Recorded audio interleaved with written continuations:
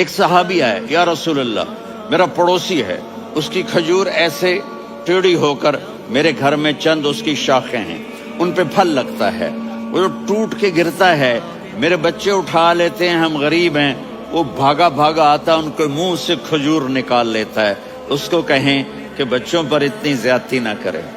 آپ نے اس کو بلایا، وہ منافق تھا، آپ نے اس سے فرمایا بھئی ایک سودا کرتے ہو؟ کہا جی کیا؟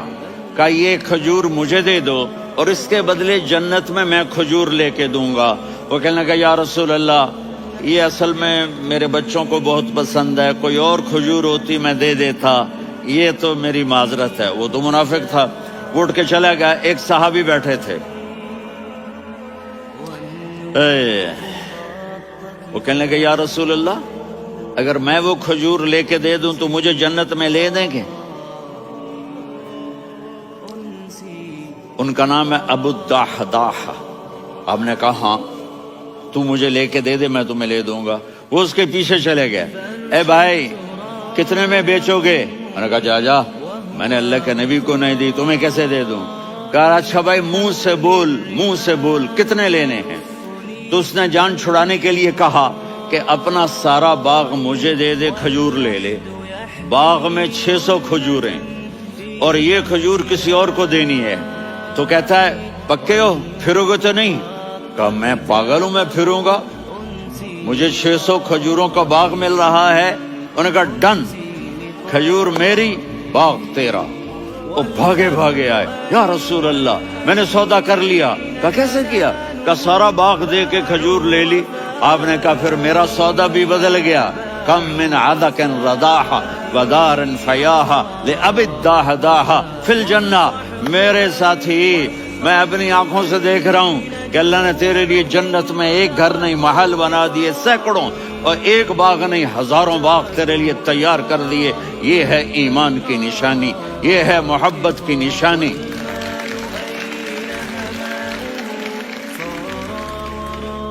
میرے نبی کی جس سے یہ ہمارے بچے نہیں ہیں، یہ کھلاڑیوں جیسے بال بناتے ہیں۔ ایک چھوٹا سا بچہ مجھے کراچی میں ملا، تو وہ جو عجیب سے بال نہیں یہاں سے اوپر ہو جاتے ہیں، تو میں نے کہا یہ تم نے بال کیسے بنائے ہوئے ہیں؟ آپ کو پتہ نہیں وہ میسی کوئی تھا، میسی، ہاں آپ کو پتہ نہیں میسی کے بال ایسے ہیں؟ میں نے کہا بیٹا برے لگتے ہیں۔ کہا کیسے؟ میسی کے بال ہیں برے کیسے لگتے ہیں؟ جب آدمی کسی کو بڑا بنا لیتا ہے اس کو فالو کرتا ہے۔ اللہ کے محبوب سے محبت کی نشانی کیا ہے کہ ہم نے ان کو فالو کرنا ہے۔ ان کی زندگی صرف 5 نمازیں نہیں ہیں، ان کی زندگی صرف 30 روزے نہیں ہیں، حج نہیں ہے۔ آپ ہر لائن سے اس قابل ہیں کہ آپ سے پیار کیا جائے۔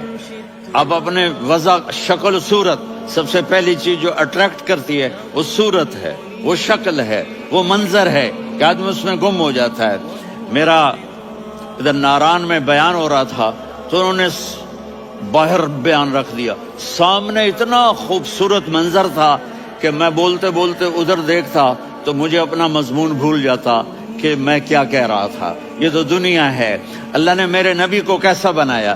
ایک بدو عورت ہے، ان پڑھ عورت ہے، ام معبد الخزاعیہ، وہ میرے نبی کا حلیہ بتاتی ہے۔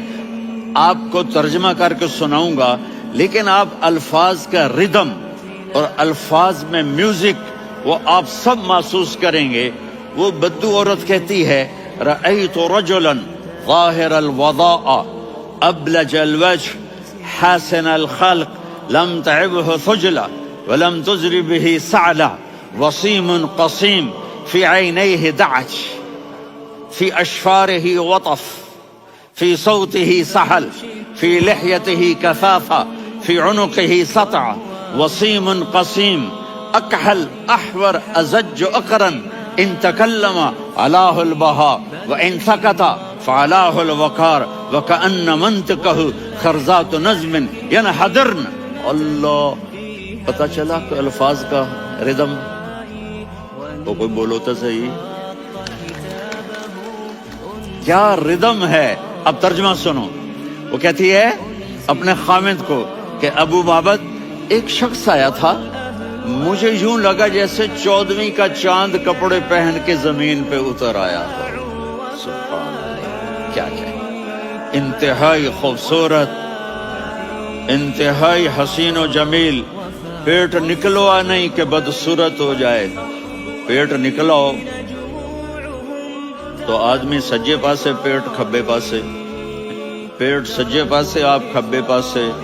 ارے بھائی سمجھ کے کھایا کرو، ہم کھانے نہیں آئے، زندگی گزارنے آئے ہیں۔ رمضان میں کیسی تباہی پھیلاتے ہو، سموسے بھی، پکوڑے بھی، مچھلی بھی، مرغی بھی، پھر اوپر سے 7 اپ۔ وہ کہتے ہیں اس میں تو گیس ہوتی ہے، اس کا گیس باہر نکلتی ہے تو ڈکار آتا، کہتا ہے شکر ہے ہاضمہ ہو گیا۔ وہ ہاضمہ نہیں ہوتے، رسط اناس ہو گیا۔